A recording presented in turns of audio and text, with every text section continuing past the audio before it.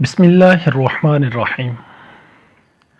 جیسا کہ آپ کو پتہ ہے ان دنوں پوری دنیا میں کرونا وائرس نے تباہی مچا رکھی ہے، لیکن میں پاکستان کے تمام ہم وطنوں سے التجا کرنا چاہتا ہوں کہ کرونا وائرس کو آپ لوگوں نے اپنے دماغ پر حاوی کر دیا ہے۔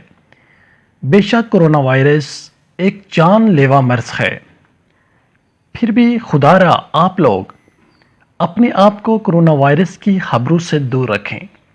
اس مرض کے بارے میں آپ کو جتنا جاننا تھا آپ جان چکے ہیں۔ اس مرض سے مرنے والوں کی تعداد جاننے کی کوشش نہ کریں۔ یہ کرکٹ میچ نہیں کہ اس کا سکور جاننا لازمی ہے۔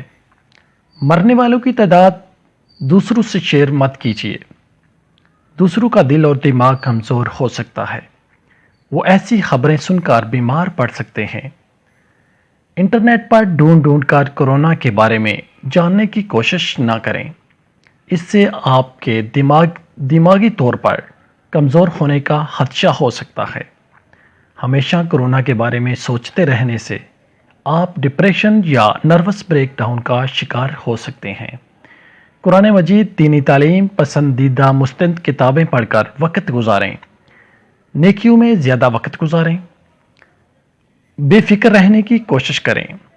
اس سے آپ کی قوت مدافعت میں اضافہ ہوگا، جو ابھی بہت ضروری ہے۔ واٹس ایپ اور فیس بک کی خبروں پر تصدیق کیے بغیر بھروسہ نہ کریں۔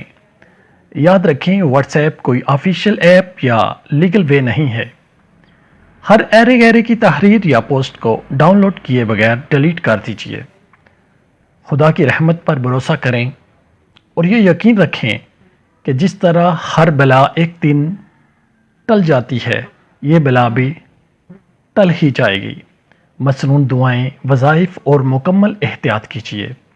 ایسے لوگوں کے اسٹیٹس بھی چیک نہ کریں جو کرونا کے بارے میں دنیا بھر کی معلومات اپلوڈ کرتے ہیں۔